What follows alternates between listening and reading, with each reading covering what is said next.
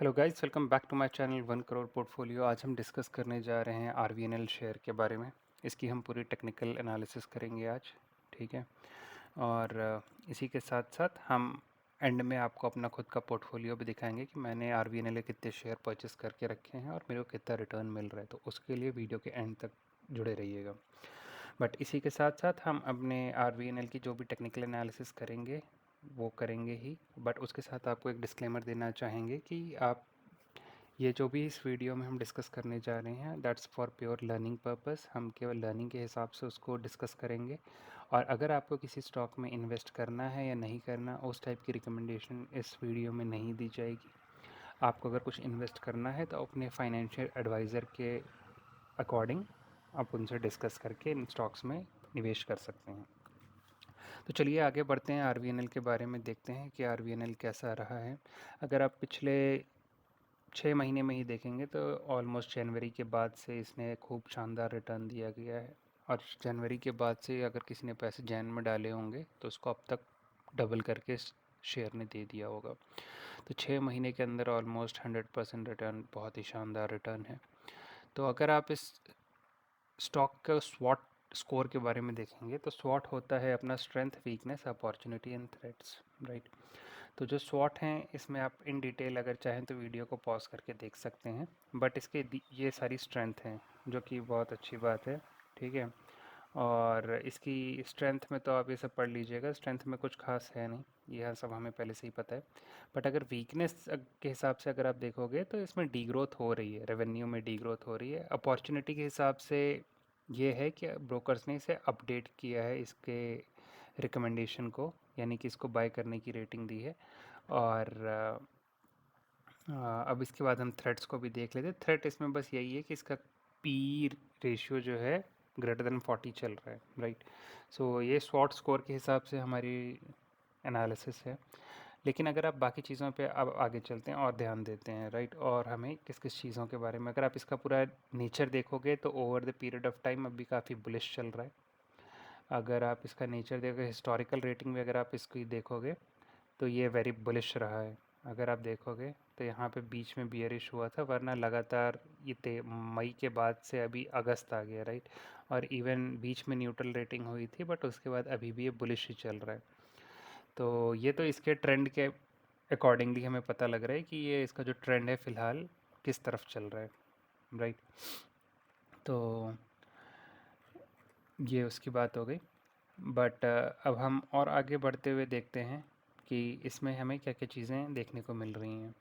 तो अगर आप इसके प्राइस के हिसाब से बात करें तो ये अपने 52 हाई के 11.8% अवे है, क्योंकि ये 52 हाई जिसने टच किया था उससे फ़िलहाल तो ये जब फॉल हुआ था तो 11 अभी 12% के करीब उससे नीचे चल रहा है। बट यही इसके ऑपोजिट आप देखेंगे तो अपने लो से, जो 52 वीक्स यानी कि एक साल में सबसे लो था, उससे 366% अवे है, राइट, जो कि बहुत अच्छी बात है। आ, बाकी तो यहाँ पे ठीक है। बाकी अब अगर आप इसका पेट्रोस्की स्कोर देखेंगे, यानी कि एक कंपनी के जो फाइनेंशियल्स हैं, राइट, वो कैसे हैं, तो इसका रेवेन्यू देखिए बड़ा है, नेट प्रॉफिट बड़ा है, ऑपरेटिंग प्रॉफिट बड़ा है, तो उसकी वजह से पेट्रोस्की स्कोर काफ़ी अच्छा है। 8 पेट्रोस्की स्कोर बहुत ही शानदार है। पेट्रोस्की स्कोर अगर किसी को नहीं पता है तो बेसिकली आपके फाइनेंशियल्स, किसी एक कंपनी के फाइनेंशियल्स को क्या उसके फाइनेंशियल हैं और उनकी हालत कैसे हैं, उसको पेट्रोस्की स्कोर रिप्रेजेंट करता है। और इसकी वैल्यू 0 से 9 के बीच में होती है। जितनी ज़्यादा वैल्यू है यानी कि आपकी कंपनी के फाइनेंशियल उतनी ही ज़्यादा स्ट्रांग है।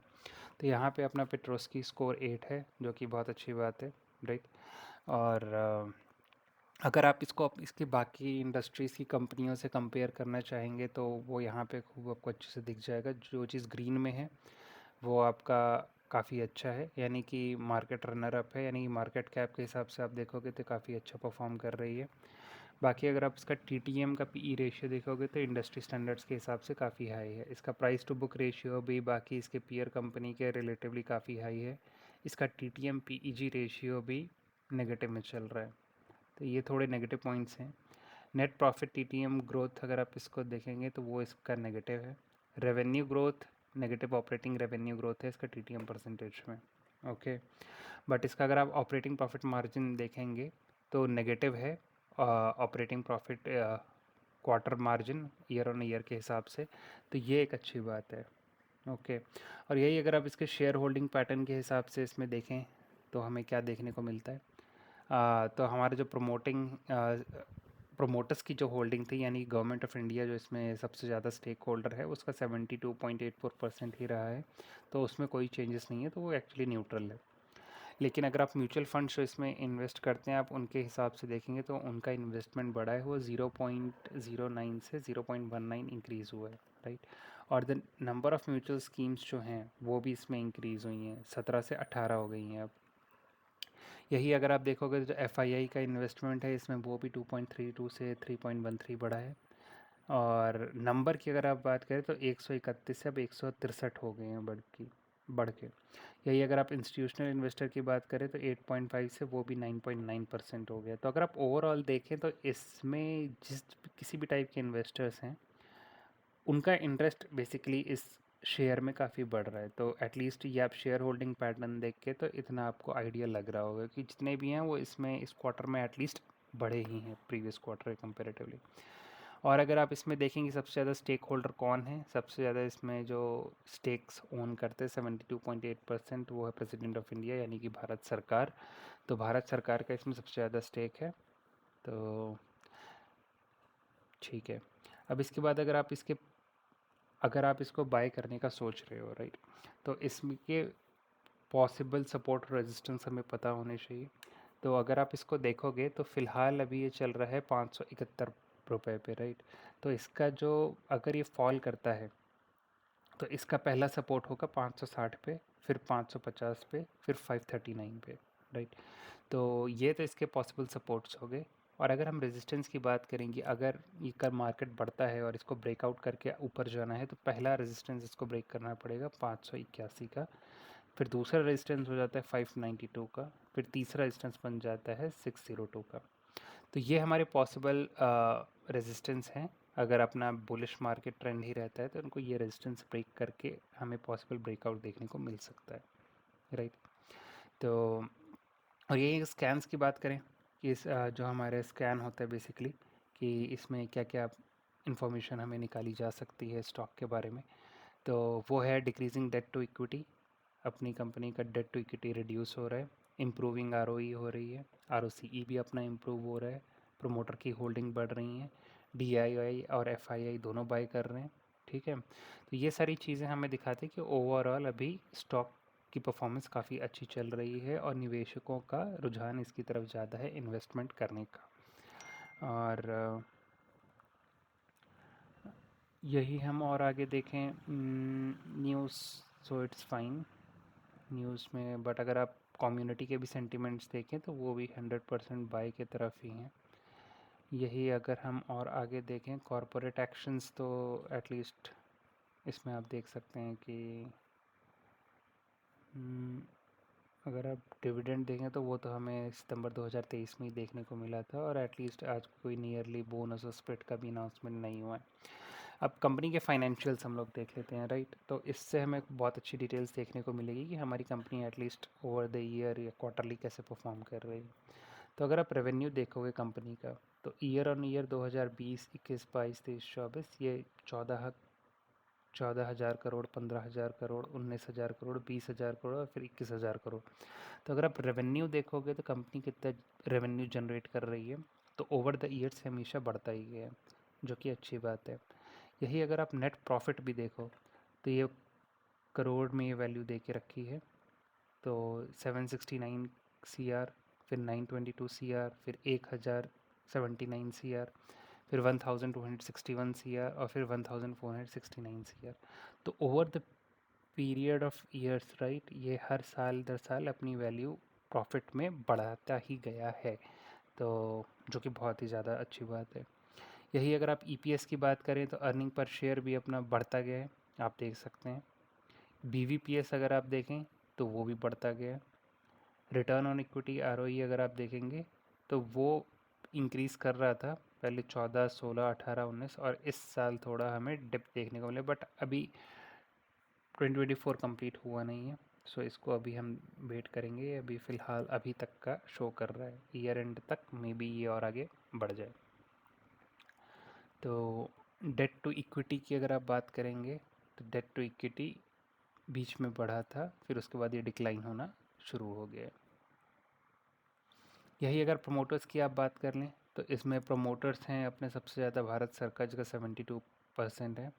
उसके बाद आता है अपना एफ आई आई का 3.13% है। जो अपने डोमेस्टिक इन्वेस्टर्स हैं उनका 6.7, और अगर पब्लिक का शेयर देखें तो आप देख सकते हैं पब्लिक भी अच्छा खासा शेयर होल्ड करती है इसमें 17%, 17.25 का, राइट। और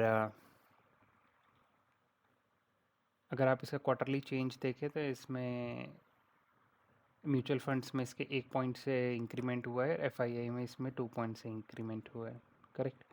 तो ये थी पूरी टेक्निकल एनालिसिस इस शेयर के बारे में, जो कि बहुत ही शानदार शेयर है। फ़िलहाल अगर इसमें आप बाय करने का प्लान बना रहे हैं तो आप ये सारी डिटेल्स को अपने ध्यान में रख सकते हैं। इसी के साथ साथ अपने फाइनेंशियल एडवाइज़र से डिस्कस करने के बाद ही इसमें इन्वेस्ट करें।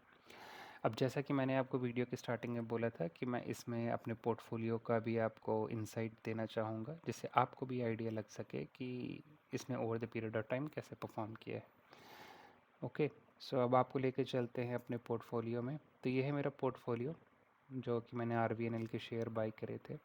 मैंने इसमें इन्वेस्टमेंट करी थी लगभग 1,19,000 रुपये की, और अभी इसकी वैल्यू बढ़कर हो गई है 2,13,993 रुपये। अगर आप ओवरऑल रिटर्न की बात करें तो मेरे को 94,578 रुपये का प्रॉफिट हुआ था, यानी कि 79% का रिटर्न टोटल मिल रहा है। और लास्ट ट्रेडिंग डे में इसमें मेरे को 2.99% का प्रॉफिट, यानी कि 6,000 का प्रॉफिट हुआ था। तो ओवरऑल मेरे पास 375 शेयर हैं इसके। एवरेज प्राइस मैंने 318 पे लिया था, और अभी ये मेरे को रिटर्न दे रहा है लगभग 80% का। तो ये है ओवरऑल। इससे आपको थोड़ा आइडिया लगा होगा कि इसने मेरे पोर्टफोलियो में काफ़ी अच्छा कंट्रीब्यूट करता है RVNL का शेयर, और मैंने इसे होल्ड करके रखा है फ़िलहाल तो। So see you guys in the next video. Do subscribe to my channel for more content like this. अगर आपको मेरा ये कंटेंट पसंद आता है और आप चाहते हैं कि मैं ऐसे ही कंटेंट बनाते रहूं, तो कृपया मेरे चैनल को लाइक और सब्सक्राइब करें। इससे मुझे भी थोड़ा मोटिवेशन मिलती है कि मैं डेली आपके सामने ये सारी वीडियो बना के ला सकूं। और अगर आपको कोई फीडबैक है आपका, तो कमेंट सेक्शन में डेफिनेटली बनाए। मैं अगर आपको अगर कोई सवाल भी है तो मैं उसका जवाब पक्का दूंगा। कमेंट सेक्शन में पूछते रहिएगा। See you in the next video. Thank you.